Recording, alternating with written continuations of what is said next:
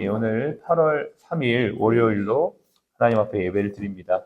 도피성을 만드신 하나님이라는 제목으로 우리 신명기 39번째 말씀 함께 나누겠습니다. 인사하겠습니다. 말씀에 딱 그래 훅. 오늘은 새로운 이제 말씀의 흐름이 시작이 되는데요. 도피성, City of Refuge, 이제 피난할 수 있는 도시라는 뜻입니다. 총 3개의 도피성을 하나님 말씀하셨고 나중에 조금 더 복을 받아서 땅이 넓어지면 도피성 3개 더 추가해라 이런 말씀까지 여기에 나와 있습니다. 도피성의 취지는 실수로 누군가를 죽인 사람이 보복자, 그러니까 이제 예를 들어서 그 사람이 오늘도 여기 말씀해 보면 도끼를 가지고 벌목을 할 때에 도끼의 그 머리가 잘못 날아가서 상대방을 죽게 하는 것이죠. 실수로 죽음을 당하는데 그 죽음을 당한 사람의 가족이 죽인 사람을 이제 원한을 갚는다고 해서 죽이는 상황을 가정하여서 나와 있는데 그러한 실수로 사람이 죽었을 때 보호받을 수 있는 제도가 도피성 제도라는 것입니다. 그래서 이제 그러한 내용들이 나와 있고 단 고의로 의도적으로 죽인 경우는 이에 해당하지 않는다라는 것이 오늘 전체 도피성 제도의 설명입니다. 조금 구체적으로 보도록 하겠습니다. 1절부터 3절까지는 이 전체 도피성에 대한 내용이 나오는데요. 하나님께서 이렇게 우리에게 말씀을 하십니다. 쭉 우리가 읽은 내용대로 이해하시면 되고요. 2절에 보시면 새 성읍을 너를 위하여 구별하고, 이 구별한다는 건 따로 떼어놓는다 라는 말씀이죠. 그래서 이 구별하다는 건 거룩하게 하다라는 말과 같은 맥락인데 하나님이 의도적으로 따로 떼어놓으라 라고 딱 정해놓으신 겁니다. 그리고 3절에 보시면 내 하나님 여호와께서 네게 기업으로 주신 땅 전체를 세 구역으로 나누어 길을 닦고 라고 되어 있습니다. 이제 도피성으로 가는 길까지 자세하게 닦아서 사람들이 거기를 쉽게 갈 수 있도록 이 시스템을 확립해 놓는 것입니다. 이건 이제 우리에게도 동일하게 이제 적용이 되는 거죠. 이거 하나의 어떤 제도를 하나님께서 만드실 때는 그 제도의 의미와 취지뿐만 아니라 그 제도에 쉽게 접근할 수 있는 그러한 방법까지도 다 만들어 놓으신 겁니다. 없는 길을 다 닦아 놓으라는 건 누구라도 쉽게 그 도피성에 갈 수 있는 모든 환경과 여건을 다 예비해 놓으라는 것이죠. 이건 크게 두 가지 영적인 의미와 또 실질적인 일의 영역에서 적용이 가능합니다. 첫 번째, 이 도피성은 궁극적으로 예수 그리스도를 의미합니다. 누구나 죄를 짓고 실수할 수 있는데 진짜 도피성, 정말 예수님께 피해서 죄의 사함을 받을 수 있는 이 예수 그리스도를 예표하는 것이기 때문에 누구나 쉽게 예수 그리스도를 만날 수 있는 여건과 환경을 만들어 놓는 것. 그래서 뭐 여러 가지가 있겠죠. 군대 교회가 있는 것도 그런 방법일 것이고, 또 우리 병원 같은 경우는 여러 가지 어떤 행사나 시스템, 또 8월부터 하고 있는 필사를 통해서 또 우리가 예수님을 만날 수 있는 하나의 어떤 방법도 되는 것이죠.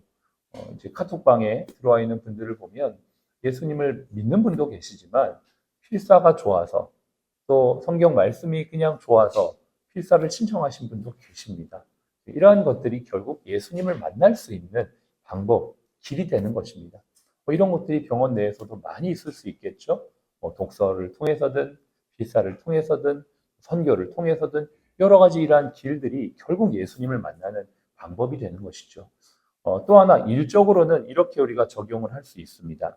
병원에서 어떠한 일들을 시행할 때 실수할 수 있다는 걸 가정해서 프로토콜이나 여러 가지 어떤 안내 매뉴얼이나 시스템이나 직무 기술을 디테일하게 정리해 놓는 것입니다. 왜요? 우리가 실수하지 않는 사람이 아니고 실수할 수 있는 사람이기 때문에 그렇습니다. 우리의 실수는 단순한 실수로 끝나지 않는 경우가 많죠. 이것이 사람의 생명과 직결되는 경우가 있고 큰 리스크와도 연결되기 때문에 이러한 실수를 잘 대비하고 길을 만들어 놓는 시스템을 구비하는 것, 이러한 것들이 우리 병원의 문화가 되는 것. 이게 사실은 하나님의 마음인 것과도 같은 거죠. 하나님께서는 실수할 걸 아시고 사람들에게 피할 길을 예비해 놓으신 것처럼 우리도 그런 하나님의 성품을 가지고 병원에서 실수할 일들을 가지고 가정하여 시스템을 구축하고 또 예수님을 만날 수 있는 쉬운 길들을 구축해 나가는 것이 이 도피성 제도를 삶에 적용할 수 있는 것이다라는 것입니다. 이것이 이제 큰 틀에서의 내용이고요. 두 번째 조금 다른 관점에서 설명하고 있는 내용이 11절에 있습니다. 그러나 만일 어떤 사람이 그의 이웃을 보십시오. 미워하고 엎드려 기다리다가 일어나 상처를 입게 하여 죽게 하는 경우. 그러니까 이 사람도 똑같은 살인자예요. 앞의 경우는 실수로 사람을 죽인 사람이 도피할 수 있는 경우를 말하는 것이고 지금 이 경우는 의도적으로 일부러 고의적으로 죽이는 사람이 내가 살인했는데 나 도피성 피할래요. 라고 했을 때 어떻게 하냐는 것입니다. 그럴 때는 12절에 본 성읍 장로들이 사람을 보내어 그를 거기서 잡아 보복자의 손에 넘겨 죽게 할 것이라 이를 통하여서 무엇을 이룹니까? 공의, 정의를 이루는 것입니다. 이러한 것이 항상 성경에는 우리가 이제 하나님의 은혜를 잘 이해해야 되는데요. 항상 성경은 공의와 은혜, 또 정의와 사랑이 공존합니다. 우리가 기독교인이라고 했을 때 모든 것이 은혜로 되어진다. 이건 잘못된 생각입니다. 하나님은 반드시 죄에 대해서는 심판하시는 분이시고 우리의 연약함과 부족함은 긍휼히 여겨주시는 분이십니다. 항상 이 공존하는데 오늘 이 말씀에서도 그것이 공존되어 있는 것들을 볼 수가 있습니다. 의도적인 살인자가 도피성에 도망하였을 때 그가 보호를 받는다? 이건 오히려 정의가 굽어지는 것이죠. 공의가 실현되지 않는 것이죠. 오히려 시스템이 무너지는 것이죠. 왜요? 이렇게 했는데 아무런 처벌이 되지 않는다면 나도 그렇게 해야겠다 라고 하며 공동체에 잘못되어진 메시지를 줄 수 있기 때문입니다. 이것을 우리 공동체 안에서 똑같이 적용할 수가 있습니다. 반복되는 무책임함, 고의적인 태만, 알면서도 방치하는 것. 근데 저게 사람이니까, 내 동료니까 그것이 반복되면 이건 자비와 사랑의 관점이 아닙니다. 방임이죠. 공동체에선 이러한 시스템을 잘 세팅하는 것이 필요합니다. 우리가 누군가를 제재하거나 처벌하기 위함이 아닙니다. 오히려 공동체를 보호하기 위해 시스템이 있는 것이죠. 이러한 것들을 우리 리더들은 잘 생각하면서 우리 공동체를 위해서 서로에게 베푸는 자비와 공의를 잘 조율해야 된다라고 생각해 볼 수가 있겠습니다. 이러한 전체적인 내용을 통해서 우리는 궁극적으로 누구를 바라봐야 되냐면 예수 그리스도를 봐야 합니다. 이 도피성은 결국 날마다 진짜 피할 길이 되시는 예수 그리스도를 우리에게 궁극적으로 보여주고 있는 것인데요. 히브리서가 그것을 잘 우리에게 말해주고 있습니다. 4장에 보면 여러분 안 찾으셔도 됩니다. 제가 읽어봐 드릴게요. 이 도피성에 피한 사람이 나중에 이제 신명기 35장에 가면 어떻게 살아가는가? 여러분 궁금하지 않습니까? 내가 실수로 사람을 죽였어. 그리고 도피성에 갔습니다. 그래서 거기서 계속 살아야 돼요. 왜냐하면 도피성을 나오면 오늘도 그 피해 보복자가 죽일 수가 있기 때문에 피해 보복자에게 죽임을 당하지 않기 위해서 도피성에 살아야 되는데 언제까지 이게 가능하냐? 그 성에 대제사장이 살아있는 동안 유효합니다. 근데 대제사장이 죽잖아요. 그러면은 피해 보복자가 죽임을 할 수도 있는 것입니다. 그리고 도피성을 나와도 죽을 수 있는 거죠. 궁극적으로 도피성 자체가 실수로 사람을 죽인 사람을 보호하고 안전하게 하는 장치라는 것입니다. 그러나 이것은 언제까지입니까? 대제사장이 살아있을 동안만 가능하다. 사람은 이렇게 유한한 존재이죠. 그러나 우리에게 영원한 대제사장이 계십니다. 우리는 얼마나 실수를 많이 하는지 모릅니다. 실수를 죽을 때까지 합니다. 예수를 믿어도 실수하고 또 실수하고 또 죄짓고 또 부족하고 또 넘어집니다. 그러나 사람은 요한하지만 우리 예수 그리스도 영원한 대제사장은 영원하셔서 우리의 연약함과 부족함을 늘 품어주시고 진정한 도피처가 되시는 분이십니다.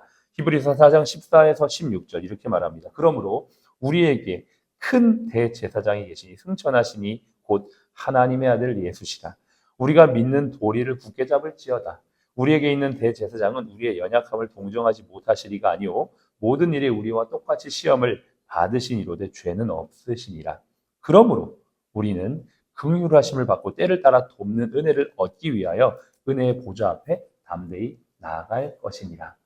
우리가 이 아침에도 주님 앞에 나와 주님의 은혜와 긍휼을 얻어 진짜 도피처이신 주님이 주시는 힘과 위로와 소망을 힘입어 세상에서 누구의 어떠함의 조건에 기댈 것이 아니고 그분의 신실하심을 의지하여 이 세상에서 당당하게 담대하게 살아가시길 바랍니다. 또한 우리에게 이 말씀을 주신 데는 분명한 이유가 있습니다. 일터에서 이러한 도피처의 정신과 시스템을 잘 완비하여 우리 공동체가 안전하게 세워져 진짜 많은 사람들이 도피할 수 있는 또 하나의 의료기관으로서 역할을 감당하는 것이 하나님이 원하신 것입니다. 우리 병원이 시스템이 잘 세팅돼야 될 이유가 여기 있습니다. 많은 사람들을 품고 유지하며 질서를 만들어가기 위해서이죠. 이러한 것을 위해 기도하고 이 한 달도 주님 앞에 나아갈 수 있길 바랍니다. 우리 개인의 진짜 도피처가 되신 예수 그리스도 또한 우리 병원이 그러한 사람들에게 그러한 역할, 도피처의 역할을 해줄 수 있는 공동체가 될 수 있도록 함께 기도하며 세워가는 이 한 주, 한 달 되시기를 주의 이름으로 축복합니다. 기도하겠습니다.